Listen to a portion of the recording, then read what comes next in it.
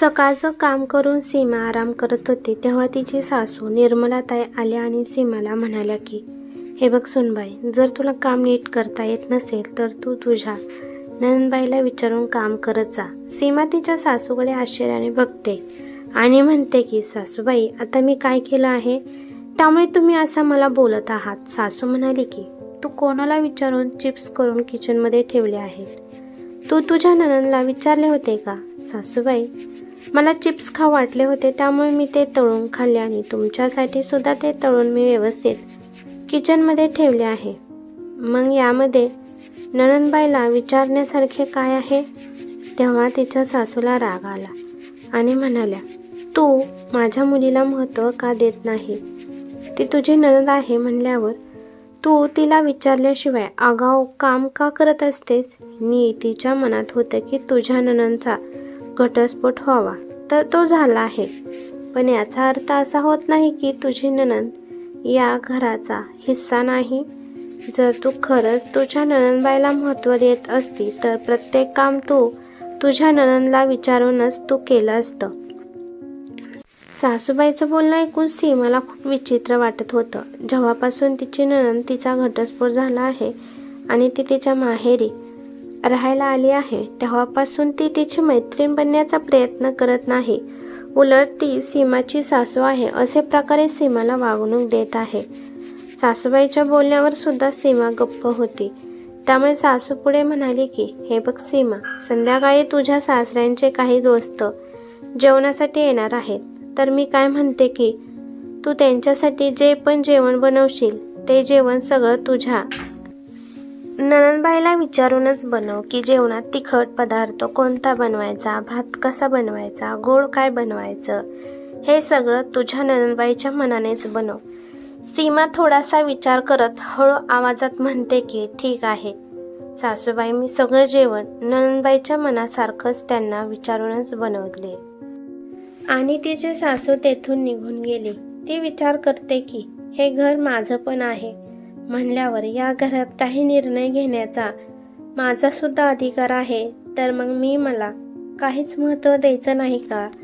सासूबाईच्या आणि नणंदबाईच्या पुढे मागे करू का मी? विचार करता करता ती तिच्या नणंदच्या खोलीत गेली आणि नणंदला विचारू लागली की संध्याकाळी तुमच्या वडिलांचे काही दोस्त येणार आहेत, तर मी जेवणात काय बनवू? हे सगळं ऐकून तर नणंदबाईच्या मनात लाडूच फुटले. ती विचार करते की वहिनी मला किती मान देते, मला विचारल्याशिवाय काहीच बनवायला तयार नाही, म्हणून मस्ती आल्यागत ती भली मोठी लिस्ट तिला बनवायला सांगते. ही लिस्ट पाहून सीमा म्हणाली की ताई, बाकी तर मी सगळं बनवेल, परंतु डोसा आणि इडली बनवणं जरा अवघड आहे, कारण त्यासाठी लागणारे सारण आधीच तयार करून ठेवावं लागतं, त्याच्याशिवाय ते चांगलं लागत नाही. ह्याच्यावर तिची नणंद म्हणाली की वहिनी, तुला तर कोणतंच काम नीटनेटकेपणाने करता येत नाही का? आजकाल इडली आणि डोशाचं पीठ आयतं भेटत आहे, ते घेऊन ये आणि बनव. हे बघा ताई, आता माझ्याकडे एवढा वेळ नाही की मी इडलीचं पीठ जाऊन आणू आणि इथे जवळच्या दुकानात तर फक्त नॉर्मलच वस्तू भेटतात, तर मग हे सगळं मला आणायला जमणार नाही. ताई, तुम्ही एक काम करा, इडली आणि डोशाच्या जाग्यावर मला ऑप्शनमध्ये दुसरं काहीतरी सांगा. हे ऐकून नणंदला राग येतो. ती म्हणते की हे बघ वहिनी, मी तुला एकदा सांगितलं म्हणजे सांगितलं, आणि ते तू कोणत्याही परिस्थितीमध्ये बनवायचंच. विनाकारण माझ्या वाकड्यात जाऊ नकोस, नाहीतर मी आईला आणि दादाला तुझ्या बाबतीत सांगून तुझं या घरात राहणं मुश्किल करेन. हा विचार अजिबात करू नकोस की मी घटस्फोट घेऊन आले आहे म्हटल्यावर माझा या घरात कोणताच अधिकार किंवा हक्क नाही आणि तो कमी झाला आहे. अजून पण माझा दादा, तुझा नवरा, तुझ्यापेक्षा जास्त प्रेम माझ्यावर करतो. आपल्या नणंदचं बोलणं ऐकून सीमाला काही सुचत नव्हतं. ती विचार करते की नणंदबाई, बहीण आणि बायको यामध्ये तुलना का करत आहे? बहीण आणि बायको यामध्ये प्रेम कोणाला जास्त करतो आणि कोणाला कमी करतो हे काय सांगण्याची गोष्ट आहे का? खरं तर सीमाचा नवरा रतन खूप चांगला होता. त्याचा स्वभाव खूप छान आहे. तो कधीच कोणाचं मन दुखवत नाही. त्याला नात्यांची किंमत कळते. तो त्याच्या बायकोला सुद्धा खूप प्रेम करतो. असं नाही की तो फक्त एकावरच प्रेम करतो, तो प्रत्येकावर प्रेम करतो. परंतु नणंद हिला वाटत होतं की दादा फक्त तिच्यावरच प्रेम करतो आणि तिचीच माया करतो. तिला तिच्या भावाचा स्वभाव कधीच ओळखता आला नाही, पण ती नेहमी सीमाला त्रास देण्याचा प्रयत्न करते, कारण घरात नेहमी कलेश निर्माण व्हावं आणि घरात भांडणे झाली की तिच्या नणंदचे मन आनंदाने भरत होतं. कधी कधी नणंद तिच्या भावाचं रतनचं कान सुद्धा भरत होती की वहिनी अशी आहे तशी आहे. रतन पहिल्यांदा काहीच म्हणत नव्हता. तो फक्त आपल्या बहिणीचं बोलणं ऐकत होता.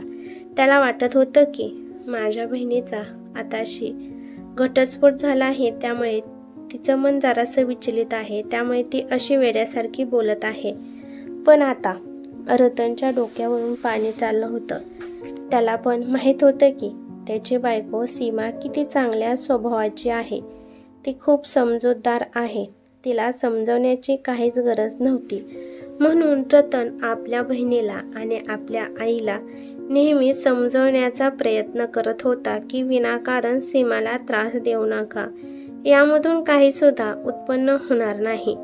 सीमा या घराची सून आहे, या घराची लक्ष्मी आहे. तिचा वेळोवेळी अपमान करत जाऊ नका. आणि याच्यामुळेच सीमाची नणंद अजूनच रागाला जात होती की तिचा भाऊ तिची साथ न देता तिच्या वहिनीची साथ देत आहे. नणंद नेहमी तिच्या वहिनीला म्हणत होती की तुला कोणतंच काम नीट जमत नाही, त्यामुळे त्यांनी सीमाला ऑर्डर दिली होती की कोणतं पण काम करायचं असेल तर ते काम फक्त नणंदबाईला विचारल्यावरच होईल. सासूबाई पण मुलीच्या सांगण्यावरून सीमाला म्हणत होत्या की कोणतं पण घरातलं काम करायचं असेल तर ते तुझ्या नणंदबाईला विचारूनच कर. तुझ्यापेक्षा नणंद मोठी आहे, त्यामुळे तिला गृहस्थी कशी चालवायची या बाबतीत सगळी माहिती आहे. त्यामुळे तू प्रत्येक गोष्ट तुझ्या नणंदबाईला विचारूनच कर. त्यामुळे आता घरात भाजी कोणती बनवायची, चहा कसा बनवायचा, भाजी कोणती आणायची, राशन कसलं आणायचं, हे छोटे मोठे निर्णय सुद्धा सीमा घेऊ शकत नव्हती. कारण का छोट्या छोट्या गोष्टीला सुद्धा तिला नणंदला विचारावे लागत होते. जरी ती नणंदला विचारायला गेली तर वेगवेगळ्या प्रकारचे काहीही सांगत बसते आणि त्यावरून तर टोमणे तासभर देत बसते की तुला काहीच येत नाही, तुला हे येत नाही, तुला ते येत नाही, तू अडाणी आहे, गावंढळ आहे. त्यामुळे सीमाला वाटत आहे की मी किती कमी आहे, मला खरंच काही येत नाही. या गोष्टीमुळे आता सीमा नाराज राहू लागली. जरी तिला बाहेर जायचं असेल तर ती तिच्या सासूला सांगत होती, तरी पण तिची सासू म्हणायची की तुझ्या नणंदला विचार आणि मगच तुला कुठे जायचे असेल तर तू जाऊ शकते. सीमा तिच्या सासूला मान सन्मान देण्यासाठी विचारत होती, परंतु हे असले उत्तर पाहून तिला आता सासूला पण विचारू सुद्धा वाटत नव्हतं. कारण सासूचं उलट म्हणायची की मला हे सगळं विचारत जाऊ नको, तुझी नणंद आहे ना, तिला विचार आणि नंतर माझ्यासोबत बोल. आता भाजीमध्ये कांदा किती घालायचा, बटाटा किती घालायचा, हे वेळोवेळी तिला विचारावे लागत होते. आणि कधी कधी तिची नणंद तिला म्हणत होती की तुम्हाला एवढं पण येत नाही का, अडाणी आहात का तुम्ही, भाजीत किती कांदा टाकावा किती नाही. बाहेरून कोणतं पण सामान घेऊन आलं तर पहिल्या सीमाला तिच्या नणंद पुढे ठेवावे लागत होते आणि मग तिचे नणंद एक एक करून ते सामान पाहत होते आणि मग त्या पिशवीतलं सगळं सामान काढून खाली मांडत होते आणि मग सीमाला नणंदबाईच्या खोलीतून ते सामान एक एक करून किचनमध्ये न्यावे लागत होते. पण आता सीमाला हे सहन होत नव्हतं. तिने विचार केला की काही केलं तरी आता कोणाचाच अत्याचार सहन करणार नाही. एक दिवस सीमा दुपारचं जेवण बनवत होती. ती तिच्या सासूपाशी गेली आणि दुपारी तुम्हाला काय खायचंय म्हणून विचारत होती. तेव्हा तिच्या सासूचं ठरलेलं उत्तर की तुझ्या नणंदला विचार. सीमाची नणंद सासूपाशीच मोबाईल पाहत होती. नणंद बेडवर झोपूनच सीमाला सांगू लागली की वहिनी एक काम करा, भरलेलं वांग चपाती आणि मसाल्याचा भात बनवा आणि सामान इकडेच घेऊन ये. त्यात किती मीठ टाकायचं, मसाला किती टाकायचा, हळद किती टाकायची मी तुला काढून देते. आता सीमाला खूप राग आला. ती म्हणाली की ताई, किचनमधून सगळं सामान इथं आणून ठेवायचं आणि परत घेऊन जायचं. यामध्ये खूप त्रास आहे. त्यामुळे जे काही बनवायचं आहे ते मी माझ्या मनानेच बनवणार आहे. माझ्या आईने मला स्वयंपाक करायला शिकवला आहे. मला एवढं तरी कळतं की किती मीठ, किती तेल, किती मसाला वापरायचा. तेव्हा तिची नणंद मोबाईल साईडला ठेवून रागामध्ये घुरकून तिला बोलू लागली की वहिनी, हे काय बोलत आहेस? मी सांगितलं आहे ना सामान इथं आण म्हणून. आई, हे बघ तुझ्या सुनाला तू समजून सांग. तेव्हा सीमाची सासू सीमाकडे बघत म्हणाली की सीमा, काय झालं आहे तुला? जर तुझी नणंद म्हणत आहे की सगळं सामान इथं आण, तुला काढून देते, मग काय तू छोट्या बापाची होणार आहेस का? माझी मुलगी तर तिच्यामध्ये जेवढे गुण आहेत तेवढे गुण तुला शिकवत आहे. यानंतर तुझी नणंद तुला गृहस्थी सांभाळायला मदत करत जाईल. त्यामुळे सगळं तू तुझ्या नणंदला विचारूनच बनवत जा, कारण का ती तुझ्यापेक्षा प्रत्येक कामात परफेक्ट आहे. सीमा रागात म्हणाली, सासूबाई, जर नणंदबाई प्रत्येक कामात परफेक्ट आहेत तर मग त्या सासर सोडून दोन दोन मुले घेऊन इथे काय करत आहेत? सगळ्यांना माहीत आहे की नणंदबाई कामचुकार आहेत आणि त्यामुळे त्यांच्या सासूबाईने यांना घराच्या बाहेर काढलं आहे. त्यांच्या सासूबाई फक्त एवढ्याच म्हणाल्या होत्या की सुनबाई, तू आजपासून सगळी गृहस्थी सांभाळ. परंतु नणंदबाईला हे सुद्धा जमलं नाही आणि त्या रुसून इथे येऊन बसल्या आहेत आणि आता मग सासरी जाण्याचं नाव सुद्धा काढत नाहीत. त्यामुळे त्यांच्या नवऱ्याने यांना कंटाळून घटस्फोट दिला आहे. घरातलं काम करायचं नाही म्हणून कोण घटस्फोट घेतं का? हे सगळं ऐकल्यावर तिची सासू शांत झाली. तिची नणंद पण सासूबाईच्या पाठीमागे बसून शांतपणे ऐकत होती. सीमा म्हणाली, हे बघा ताई, असं पण तुमची दोन्ही पण मुलं स्कूलमध्ये गेली तर मग तुम्ही फ्री असता. मग तुम्ही मला तेल, मीठ, तिखट काढून देण्यापेक्षा तुम्ही जेवण बनवत जावा. आजपासून मी किचनमध्ये जाणार नाही. मी तोपर्यंत दुसरे काम करते. एवढं म्हणून सीमा बाथरूममध्ये कपडे धुण्यासाठी निघून गेली. तिच्या नणंदला खूप राग आला होता. ती रागात सीमापाशी गेली आणि म्हणाली की वहिनी, मी तुमच्यासाठी जेवण का बनवू? सीमा म्हणाली की जर मी तुमच्यासाठी जेवण बनवू शकते तर मग तुम्ही माझ्यासाठी जेवण का नाही बनवू शकणार? असं पण तुम्ही मी बनवलेल्या जेवणाला नेहमी नावच ठेवत असता. त्यामुळे हे योग्य आहे की तुम्ही स्वयंपाक बनवा. मी काय बाजारातून आणलेलं खेळणं नाही की तुमच्या मर्जीने मला कसं पण चालवचाल. जर तुम्हाला जेवण करायचं असेल तर स्वतः स्वयंपाक बनवा आणि खावा. माझ्या भरोश्यावर राहू नका. मी आज किचनमध्ये जाणार नाही. आणि सीमा नंतर काम करू लागली. तिची नणंद पाय आपटत तिच्या आईकडे गेली आणि आईला म्हणाली की आई, तू बघितलंस ना वहिनी मला कशी बोलली? सासूबाई काहीतरी विचार करत म्हणाल्या की हे बघ, आता सीमा मधली सहनशक्ती संपली आहे. मला आता भीती वाटू लागली आहे की जर मी तुझ्या हातात ही गृहस्थी सांभाळण्यासाठी देऊन तू सुनाला जबरदस्ती केलं तर असं होऊ शकतं. सुनबाई माझ्या मुलाला घेऊन दुसरीकडे वेगळं राहू शकते. असं पण तिचा नवरा नेहमी तिच्या बाजूने बोलत असतो आणि आपल्याला समजावत असतो.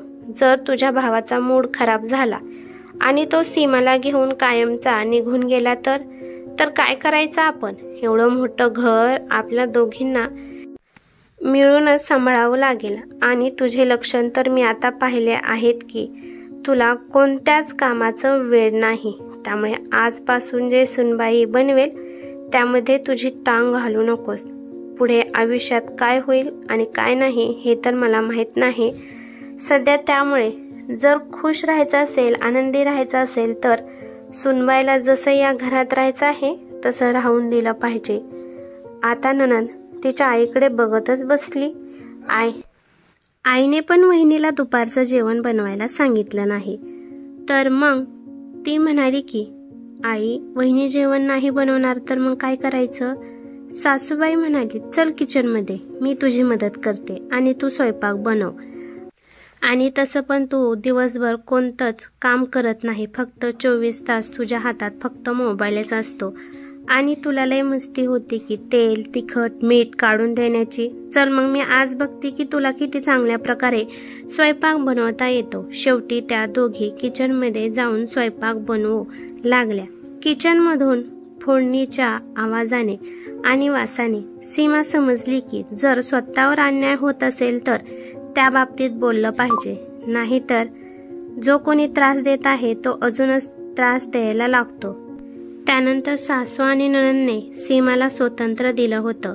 तेव्हापासून सीमा तिच्या मनाने काहीही खरेदी करून आणू शकत नव्हती आणि आता तिला जाऊन नणंदबाईंच्या खोलीत दाखवायची गरज सुद्धा नव्हती.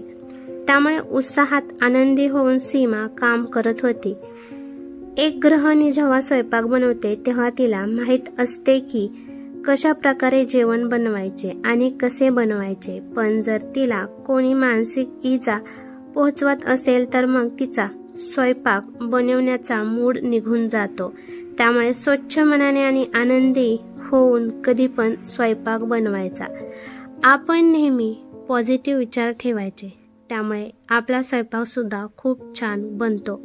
रागात, भांडणात, मनात राग ठेवून कधी स्वयंपाक बनवायचा नाही, कारण आपण जशा प्रकारे जेवण बनवू तशा प्रकारे ते जेवण समोरच्या पोटात जात असतं. त्यामुळे खाणारा पण व्यवस्थित खात नाही. त्यामुळे नेहमी आनंदाने स्वयंपाक बनवा आणि मस्त खावा. ही कथा कशी वाटली ते मला कमेंट करून नक्की सांगा. कथा आवडली तर लाईक शेअर नक्की करा आणि चॅनेलवरती नवीन असाल तर चॅनेलला सबस्क्राईब करा. धन्यवाद.